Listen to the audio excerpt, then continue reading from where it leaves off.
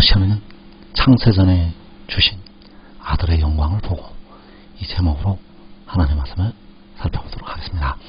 하나님의 백성들이 마지막 날 주의 영광을 보게 되고 그와 같은 형상으로 변화한다고 고린도후서 3장에서 말씀을 하고 있습니다. 그래서 이 시간에 창세전에 주신 아들의 영광을 보고 이 제목으로 하나님의 말씀을 살펴보도록 하겠습니다. 그래서 독생자는 태초에 만물보다 먼저 태어나게 됩니다. 여호와께서는 스스로 있는 자이시고 여호와께서 태초에 독생자를 낳으시게 됩니다. 그래서 태초전에 계신 여호와께서 태초에 독생자를 낳으시게 된다는 것, 잠언 8장 23절에서 만세전부터 태초부터 땅이 생기기 전부터 내가 세움을 받았나니 아직 바다가 생기지 아니하였고 큰 샘들이 있기 전에 내가 이미 났으며 산이 세워지기 전에 언덕이 생기기 전에 내가 이미 났으니, 자, 내가 이미 났다는 것은 독생자가 만물이 생기기 전에 먼저 태어났다고 말씀을 하는 것이 되겠습니다. 바로 만세전에 태초부터 땅이 생기기 전부터 독생자가 나게 되었다는 것. 그래서 독생자는 스스로 있는 자가 아니고 여호와께서 태초에 낳으신 아들이라는 사실입니다. 그래서 요한복음 11장 24절에서 아버지께서 창세전부터 나를 사랑하심으로 내게 주신 나의 영광을 그들로 보게 하시기를 원하옵나이다.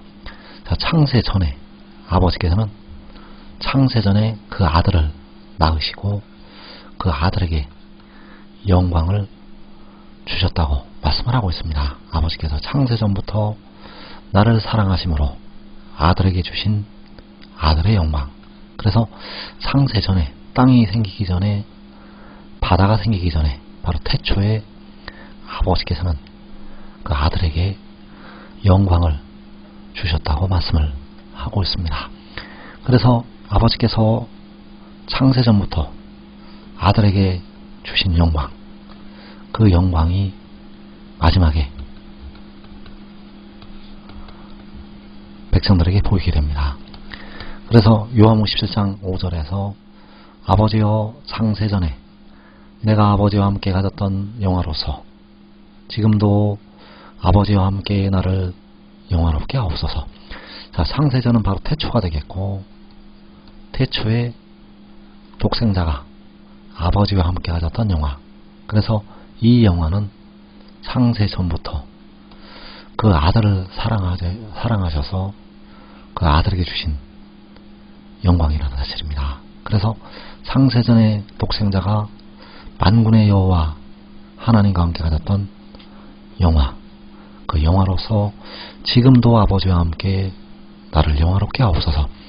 그래서 창세전은 태초이고 지금은 이제 마지막, 처음에 독생자가 아버지와 함께 가졌던 영화가 마지막에 다시 한번 나타나서 영화롭게 됩니다. 그래서 창세전에 독생자가 아버지와 함께 가졌던 영화, 그 영광이 마지막에 나타나게 된다는 사실입니다. 그래서 요한복음 17장 1절에서 때가 이르렀사오니 아들을 영화롭게 하사 아들로 아버지를 영화롭게 하게 하옵소서. 자, 때가 이르렀다는 것은 이제 아들이 영광을 얻을 때를 말씀을 하고 있고 그 아들을 영화롭게 하사 아들로 아버지를 영화롭게 하게 하옵소서. 자, 아들을 영화롭게 한다고 말씀을 하고 있고 그 아들을 통해서 이제 아버지를 영화롭게 하게 됩니다. 이 일은 마지막에 이루어지게 된다는 사실입니다. 이제 때가 이르면 그 아들이 영화롭게 되고 그 아들을 통해서 아버지께서 영광을 받으시게 됩니다. 그래서 그 아들을 영화롭게 하시게 되면 그 아들을 통해서 하나님의 일이 이루어지게 됩니다.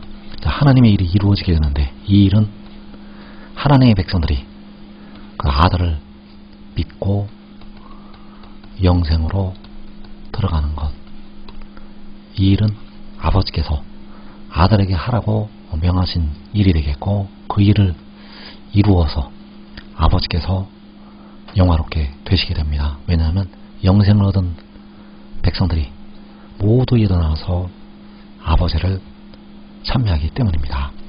그래서 요한복음 17장 4절에서 아버지께서 내게 하라고 주신 일을 내가 이루어 아버지를 이 세상에서 영화롭게 하였사오니, 자, 아버지께서 독생자에게 하라고 주신 일을 독생자가 이룬다고 말씀을 하였습니다. 그래서 이 일을 어떻게 이루게 되는가 하면 그 아들이 영화롭게 되면 이 일이 이루어지게 됩니다. 왜냐하면 그 영광을 보고 백성들이 변화가 되기 때문입니다. 그 영광을 보지 못하면 백성들은 변화가 될 수가 없고 그 영광을 볼 때 변화가 될 수가 있다는 사실. 그래서 고린도후서 3장 18절에서 우리가 주의 영광을 보매 그와 같은 형상으로 변화하여 영광에서 영광에 이른다고 말씀을 하였습니다. 그래서 그 일을 이루기 위해서 백성들이 영생을 얻기 위해서 백성들이 영광의 형체로 변화가 되기 위해서 반드시 그 아들이 영화롭게 되어야 된다는 사실입니다. 그래서 그 아들이 영화롭게 되면 아버지께서 그 아들에게 하라고 주신 일을 그가 이루게 되고 그 일을 이루게 되면 아버지를 이 세상에서 영화롭게 하게 된다는 사실입니다. 그래서 때가 이르렀사오니 아들을 영화롭게 하사 아들로 아버지를 영화롭게 하게 하옵소서. 자, 때가 이르면 그 아들이 영화롭게 되고 그 아들을 통해서 아버지께서 영화롭게 되시게 됩니다. 그래서 그 아들을 영화롭게 하실 때 그때가 바로 이사야서 4장 2절의 말씀이 응할 때가 된다는 사실. 그날에 여호와의 싹이 아름답고 영화로울 것이요 그 땅에 솟아는 이스라엘의 피난한 자를 위하여 영화롭고 아름다울 것이며, 자, 그날에 여호와의 싹이 아름답고 영화로울 것이라고 말씀을 하셨습니다. 그래서 여호와의 싹이 아름답고 영화로운 것이 바로 그 아들을 영화롭게 하시는 것, 그 땅의 소산이 이스라엘의 피난한 자를 위해서 영화롭고 아름다운 것이 역시 그 아들을 영화롭게 하시는 것. 그래서 여호와의 싹은 뿌리가 되시는 만군의 여호와께로부터 돋아나는 그 아들이 되겠고 그 아들이 아름답고 영화로울 것이라고 말씀을 하는 것이 되겠습니다. 그래서 환난날 여호와의 싹이 아름답고 영화롭게 되어지게 됩니다.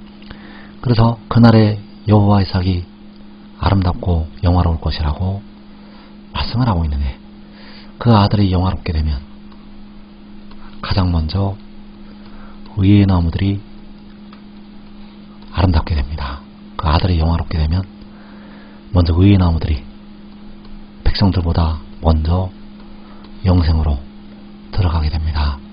그래서 이사 61장 4절에서 무릇 시온에서 슬퍼하는 자에게 화관을 주어 그 죄를 대신하며 기쁨의 기름으로 그 슬픔을 대신하며 찬송의 옷으로 그 근심을 대신하시고 그들이 의의 나무 곧 여호와께서 심으신 그 영광을 나타낼 자라 일컬음을 받게 하려 하심이니라. 자, 시온에서 슬퍼하는 자들, 시온에서 슬퍼하는 자들이 바로 이스라엘의 피난한 자들, 그 이스라엘의 피난한 자들에게 독생자가 화관을 주게 됩니다. 독생자가 바로 여호와의 싹이 아름답고 영화롭게 되면 그들에게 화관을 주게 된다는 것. 그래서 그들이 바로 의의 나무들이요 여호와께서 심으신 그 영광을 나타낼 자라고 일컬음을 받게 됩니다. 그래서 그 의의 나무들을 통해서 하나님께서 영생에 이르는 열매들을 거두게 하시고 이때 바로 작은 자가 천을 이루고 약한 자가 강국을 이루게 된다는 사실입니다. 지금 믿고 순종하는 자들은 의인들의 장막에서 기쁜 소리, 구원의 소리를 바라게 됩니다. 이 복된 자리에 꼭 들어가기를 축원합니다.